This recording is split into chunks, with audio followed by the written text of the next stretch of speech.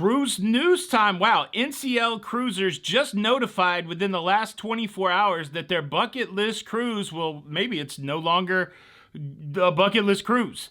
Hosed big time, and wait till you find out who hosed them. Also, I was on a cruise ship a couple weeks ago that got in trouble with the Coast Guard. MSC continues to dominate in Europe. And look, there's an interesting story about passengers stranded in the Arctic Circle saved by a cruise ship. Interesting stories today. Cruise news. Let's talk about it.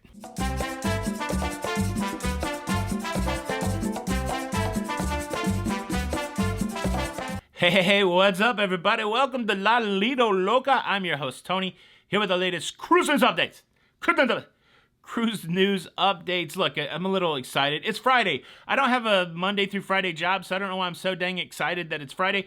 I am excited that it's Friday because some of our kids are coming home. We got a new board game to play, Marvel Villainous. Anybody play the Villainous games? I've been watching way too much YouTube videos on these board games and looking forward to a great weekend. That's what I'm saying, and I hope you are also looking forward to a great weekend. But I got some crazy cruise news stories that we have to cover. First, let's talk about passengers stranded in the Arctic Circle. Now, the Arctic Circle is one of those places where expedition cruise ships go to. These are usually smaller cruise ships with less passengers, and they take people to exotic places like the Arctic Circle to see exotic Arctic Circle type stuff. I'm assuming the cool animals, Arctic Circle type stuff. I would love to do one of those cruises. I would love to go on an expedition cruise. Well, I believe that one of those destinations, and I'm going to butcher these cities, this is going to be north of the Scandinavian countries. I'll throw this little map up, and this one's called Longyearbyen.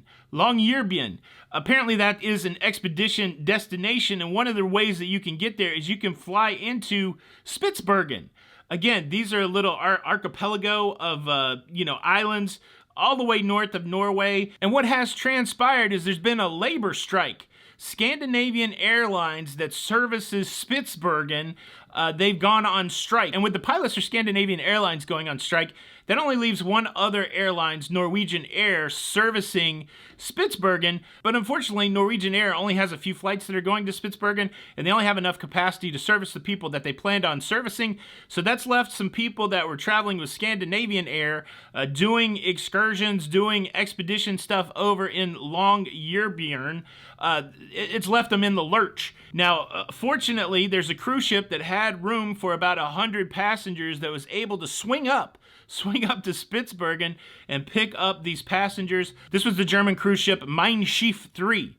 So Mein Schiff 3 was able to go up and pick up these passengers and bring them back to the mainland. What an exotic freaking story. Could you imagine that being your life, stranded at an Arctic island, part of an Arctic archipelago, and no flight home because of a labor dispute, and now all of a sudden you need a cool cruise ship to come pick you up to take you back home.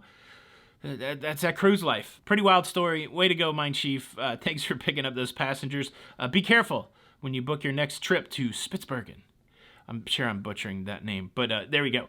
Cruise news story number 2. We've been talking a lot about MSC to the point where I feel like I've become an MSC cheerleader. Now, I have been on 3 MSC cruises. I've been on the Seaside. I've been on the MSC Divina. I've also been on the MSC Meraviglia. I like MSC. Again, I think for the price point, it's really competitive when it comes to Carnival and Royal. A whole different kind of vibe. It's not going to be for everybody. They're even cheaper than both of those lines sometimes. So they're still trying to adjust to North America, but one place that they are crushing it is in the UK and in Ireland. They're crushing it so hard that their leaders have come out and said, man, we need to build more cruise ships. And if you follow the show daily, and if you don't, I'm not sure why you don't, but I did tell you a couple days ago that they do have 12 cruise ships in the works. 6 for their cruise line and 6 for their expedition, their Journeys Explorer, their Explorer's Journey line. So I just throw it out there again. I don't feel like I'm promoting MSC or anything, but I just share this story because they continue to try to be maybe part of the Big Four. Are we going to go from the Big Three to the Big Four? MSC crushing it in Europe, crushing it in the UK, crushing it in Ireland, and demand is up. They're saying that they're seeing demand that was better than 2019. So that's exciting. It's exciting for the cruise restart and an exciting story for fans of MSC Cruise Line. How about that? Cruise news story number 3. Let's talk about the Margaritaville at Sea cruise ship there in West Palm Beach, Florida. Imagine this being your cruise day. On Wednesday, you make your way to West Palm Beach. You board the Margaritaville at Sea cruise ship, and it becomes time for, to leave the port, and the ship doesn't leave. And it's not going to leave because the Coast Guard showed up for the, 6-month inspection of the cruise ship, and the cruise ship did not pass the inspection in a way that would allow it to sail. Apparently, there were some light items that needed to be addressed before the Coast Guard would allow the Margaritaville at Sea cruise ship to even leave port with passengers citing safety concerns. Neither the Coast Guard nor Margaritaville at Sea detailed what those safety concerns were, but the long and the short of it is there were people that were on that cruise ship that did not go on a cruise, that stayed there, and then they were disembarked the next day. I saw some news coverage of it. Some people obviously pretty disappointed. Somebody said they drove 10 hours to do that 2-day cruise. I did the 2-day cruise, but again, I don't think that doing that by itself is the way to go. I would not drive 10 hours for that.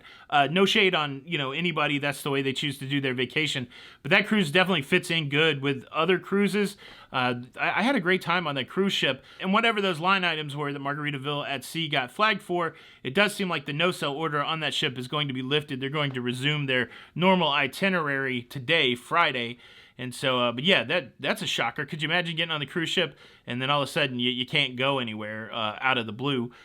Maybe that's the theme for today's show. As somebody who recently sailed that, the first thing, I thought of, and I got tagged, all kinds of people yesterday tagging me, like, oh, that ship that you were on broke, like I broke it. But that's what you think about. It's like, oh, did I do something on that cruise ship to break it? Have you ever gone to anybody's house just to visit or dinner, and then all of a sudden you got to use like the restroom in a number 2 way, and the toilet clogs? I'm sure that's had to have happened to many. Some people just won't go to the bathroom at other people's house, which I appreciate that. But sometimes you have to go to the bathroom. I think that is one of my worst fears: going to somebody's house and clogging up their toilet, and there not being like an obvious plunger. That's a pro tip. If you're having people over to your house, put an obvious plunger into the guest room. I don't even know if that's the term. I think we just coined that term right now. Obvious plunger. Not only would that be a great band name, but that should be something that every household has, an obvious plunger. And do it like the cruise ships do it. Put a toilet bowl brush there too. That way, if you leave a little, this is the interesting talk today, right? Bathroom tips. From Tony. How about that? Obvious plunger and a toilet bowl brush, and then that way people don't have to get uptight if all of a sudden they clog your toilet on game night. Oh, I'm excited for game night. Okay. All right, let's move on from the bathroom to the garden, where we'll talk about NCL cruisers getting hosed on their bucket list cruise by the weirdest circumstance. But before we get there, let me quickly invite you to subscribe if you like staying up to date with everything that's going on in cruising. Please consider subscribing with the notification bell on. That way you don't miss out on any of these episodes. We just crossed the 179,000 subscriber mark. Thank you to everybody who is subscribed. Thank you to everybody who watches. We're in that final push to get to 180,000. That will be, what is that? That'll be a 10th of our way. A 10th of our way? No, more or less. 100th of our way. That was the maths. The 100th of a way to our goal to 18 million subscribers. You can be a part of that number by hitting the subscribe button with the notification bell. Thank you in advance. Now, I'm just 23 days away until I go to Alaska. Alaska considered a bucket list cruise. This will be the first time the lovely Jenny B goes to Alaska, able to tick off that tick box on her bucket list. Well, another bucket list cruise is the Iceland-Greenland cruise. Have you heard about these? Cruise lines feature these cruises going to Iceland and Greenland. And this itinerary would definitely be considered a bucket list itinerary. Well, today on July the 15th, there will be passengers boarding the Norwegian Star to go on such a bucket list cruise. However, there's a hole in the bucket. They were notified yesterday.